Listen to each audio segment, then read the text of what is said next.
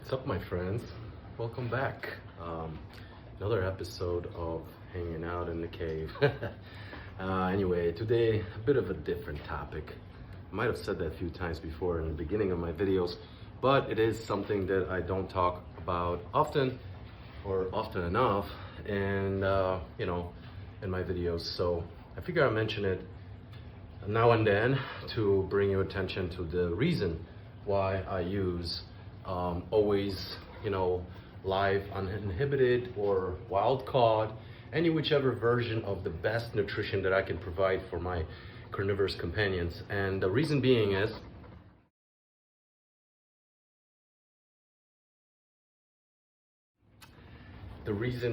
because back in the day, I had a couple of German Shepherds. They were astonishing, phenomenal, best dogs I've ever had.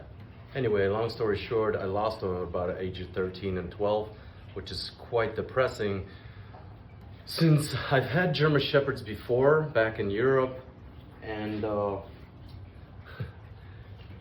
I tell you guys, I've had Germans that lived 19, 20 years of age, and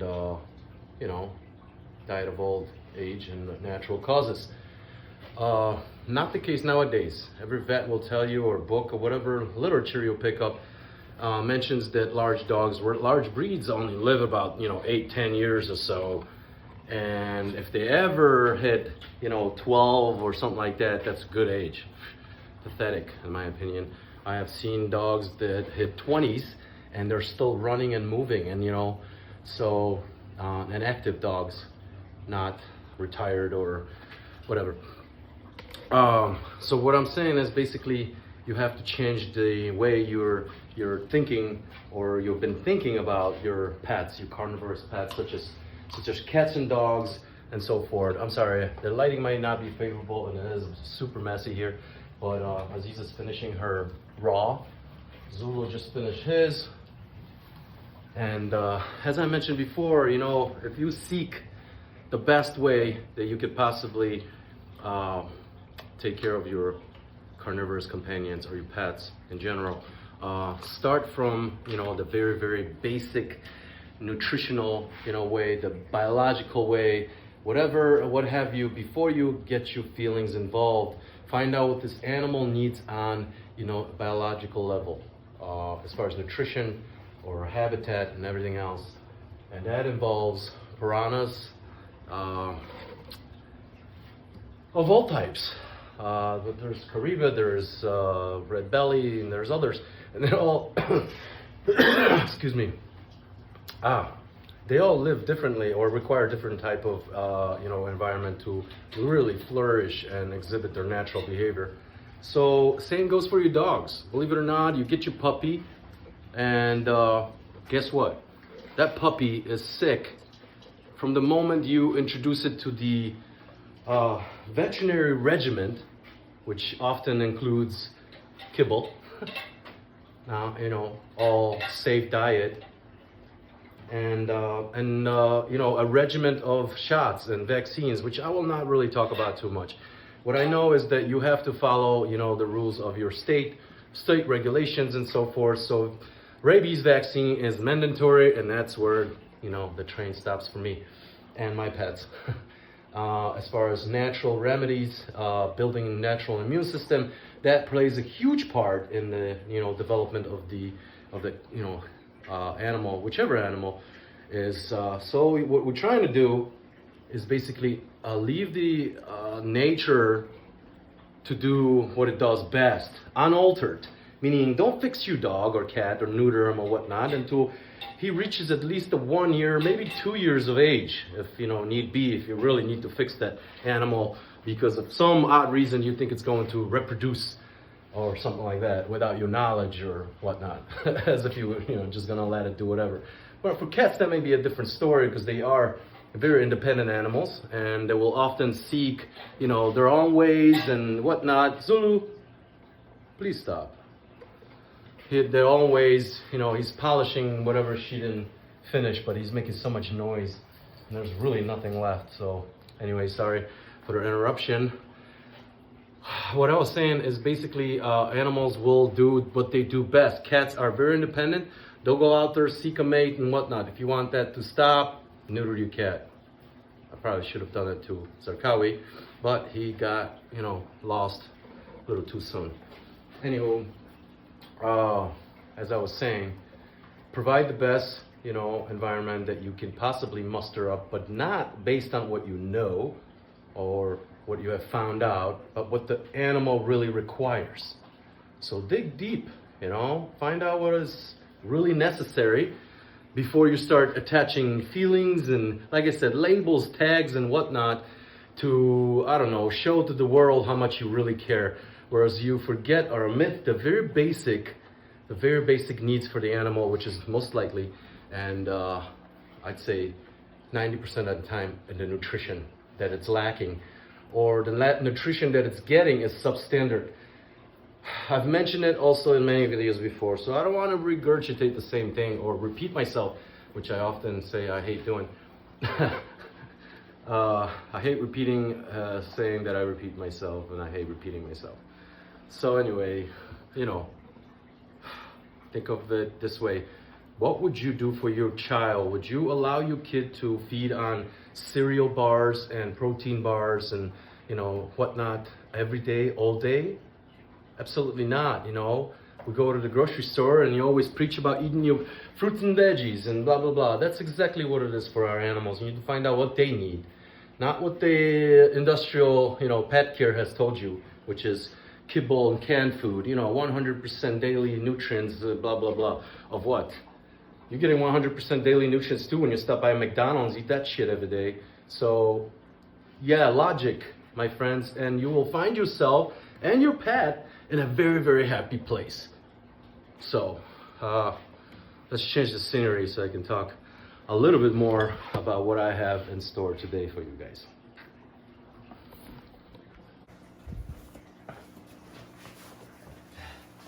Yeah, buddy, my companion. So, I didn't want to spoil the surprise. As I mentioned before, I have a little bit something story for you guys, and what I meant by that is basically we have, against my better judgment, adapted another cat, and this is another cat, meaning a rescue kitten, 4-month-old, which supposedly was around other cats, but not other dogs. So as you can imagine, yeah, quite a bit of a challenge for a 4-month-old kitten who has just basically got dropped down into this place with all sorts of bad habits already stored in for us. So yeah, we're learning the kitten, it's under observation, sort of getting used to the house, and obviously getting used to and acclimated with our pets, or he will not be sticking around, I guarantee you that. Or he will be just an outdoor cat and we'll drop him some food now and there, here and there. Unlike Zarqawi, he's already exhibiting, some of the fear towards, movement and commotion and loud noise. That, our Zarqawi was fearless. But then again, we got that Zarqawi when he was 7 weeks old, so we were able to imprint ourselves onto him, dogs and us, whichever way, him fully accepting it and adapting it as his way of life, as his family, his pack, and like I said, way of living. This cat has to, we retrace a few things. First of all, accepting us, accepting the dogs, the household, and the full environment, full on feeding regimens and everything else that goes with it. It's probably going to be fundamental actually to implement the feeding regimen as the means of training them or teaching them. And I will quickly explain how that works. Basically, you only feed about 6 times per week. A carnivorous animal does not eat daily. We have grown accustomed to feeding our animals daily, so I still kind of, let's just say, promote feeding daily, except for 1 day a week as a festive day for them to empty out, as long as the animal is active, as long as the animal is healthy and young. Once the animal reaches, certain age, ripe older age of at least 3/4 of their lifespan, which for dogs would be about 20. So past 12, 10, I would say, by the standards today, that would be what, 6 or 7, or or less. But in my opinion, after 10 years, 12 years of age, you should start feeding your dog a lot less frequently, meaning it'll utilize food less efficiently. You will overfeed, it'll cause bowel problems, and etc. It will not eat all its food, it won't need all its food or as much food. So you have to accommodate to that. Best is to either limit the amount, the portion, or just simply limit the frequency. More sporadic is even better, meaning the dog has a chance to empty out, just like it would in the wild when it only feeds once or twice a week or less. So the idea is to prolong its life is by saving the animal from having to digest food every day, which is a very enduring and aging process, meaning your body really uses a lot of its biochemistry, biophysics to digest and redistribute food that oftentimes is not even good for him. Think of it this way, fighting to break down food that is not made for him, like cooked byproduct kibble mixed in with sawdust and God knows what else called fiber, and sold to you at a top price, but yet poisoning him every day ever so slightly until he's chronically ill and dead before he reaches half of his lifespan, 10 years. That's what the vet tells you, right?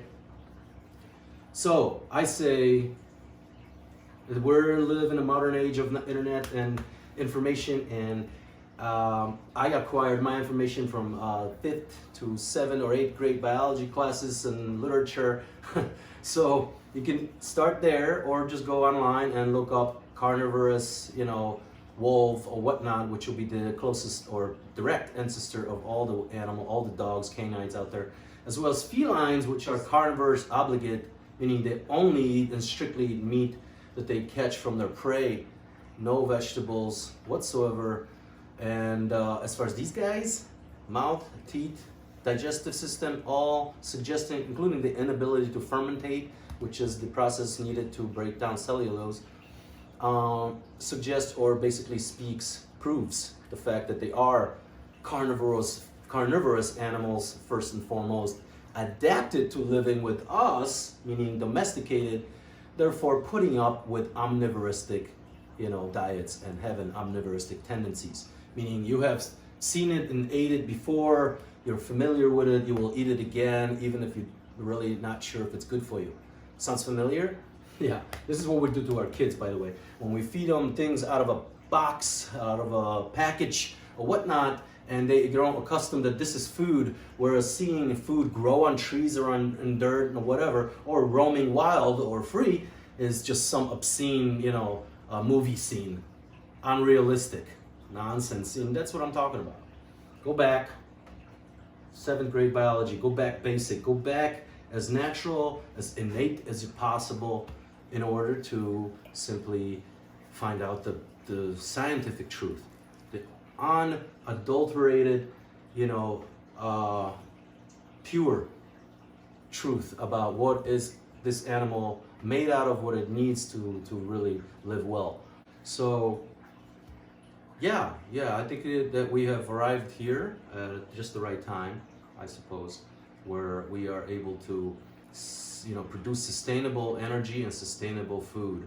And what I'm saying is, this is the proper way to basically sustain life, to sustain our planet as is to utilize all by simply producing enough to consume what you need. It's hard to explain, but minimalism or simplicity in our existence can really easily be put in a few words by saying stay primeval, my friends. I mean, you have to raise the chicken, kill the chicken, prepare the chicken, and then eat every little bit of it, because you took so much energy, so much care to get there to this point, that even the scraps end up being well utilized on animal that is so useful and productive for us and helpful in, say, raising the chicken in the first place. So yeah, go basic, my friends. I know we have technology and wonderful things, and I utilize them myself, so I'm not gonna do the graph bullshit, talk about saving our planet while I'm sailing on a fiberglass diesel engine, yacht. But what I'm saying is basically try to be mindful of your footsteps or your footprints and how you convey yourself and all the stuff that you think you need and try to acquire, which basically means someone else is going to make it, produce it, perpetuate, and more of the same.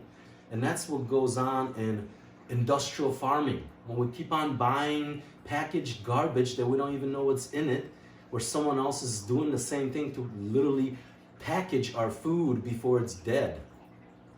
Living in cages, never seen daylight, stressed out, killed and slaughtered and dismembered just for your convenience in square shape so you can pull up to a drive-thru. How much effort did you put in to get you dinner today? Yeah, that's the reason why you throw away 40%. Yeah, we throw away 40% of our food because it's so easy to acquire it. It's so easy to get it. No effort spent. Out of mind, out of sight kind of thing, But had you, like I said, get up in the morning, take care of the chicken, be worried the chicken got sick or something, or doesn't get sick. Hope that it'll grow fast and strong and all that, give you some eggs, maybe propagate and get you some more chickens. But in all, you have to take care of that process all the way to the slaughter, to the preparation, and down to the dinner you're going to have with your family. You will not discard any of that chicken, is what I'm saying. So before you use this very shallow, feeling infested sort of approach to the way we've been treating our planet, think of it this way. Think of it more on a sense of being in touch, being mindful, being very connected, and understanding that it takes a great deal of effort to take care of animals, how they should be taken care of, not how you think or how some commercial or some physician who's getting paid by the guy that's basically selling you the food. Dude, that's not a rocket science. We all know that how it works, including our healthcare system, which is, hopefully going to turn around. Anyway, doctors are being paid by, pharmaceutical companies and other things and other whoever's legislating for their stuff to be basically pushed to you and onto you. So,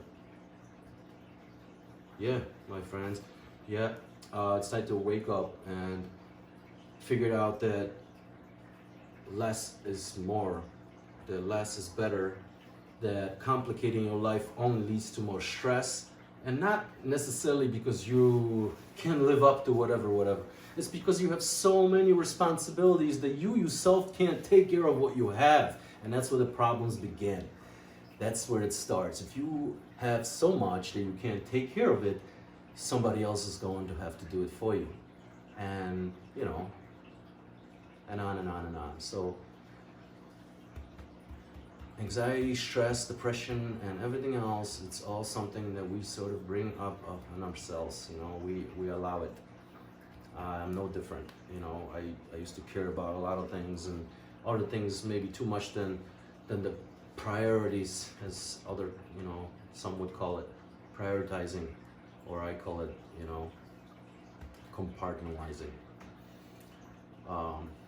It's strange, but it is a fact of life that we have the tendency to get complacent in our routines, even when they're not good for us. And that, includes bad diet, lack of activity, and so forth. So I say, my friends, do away from mediocrity and killing time or wasting time, and get productive, even on a micro scale. Even if you were to start with feeding your dog one meal a day, 6 days, 5 days even a week, meaning less but better sustenance, better quality. Therefore, the cost doesn't increase, actually it goes down, especially since you won't have any veterinary problems or health problems for him, unnecessary veterinary visits. and other things, chronic illnesses and whatnot. So it calculates to hundreds and thousands of dollars in savings, not to mention it expands the dog's lifespan or longevity by 40 to 50%. I don't know, but that's a lot for just a few, you know, bucks a day extra or whatever. So thank you, my friends, for listening to my lecture and hanging out with me in Zulu, as we would like to always, you know, talk about the proper way to treat animals, you know. And I said that before. I know we say this, we call this a hobby, this, that, and whatever. It isn't. It's our occupation to take care of the fish, take care of our cats, dogs, our kids, everything else. It becomes a responsibility. How could you call it a hobby? You can call a freaking baseball card collecting, stamp collecting a hobby, where you can just put it away, leave it alone, doesn't need to eat or your feelings or anything else involved. That's a hobby, my friends. This is a lifestyle, this is an occupation, and it should be treated that way from the ground up. And I mean, from the moment you acquire an animal, you should be at least preparing, if not already be prepared, to do whatever it takes. Till next time, my friends.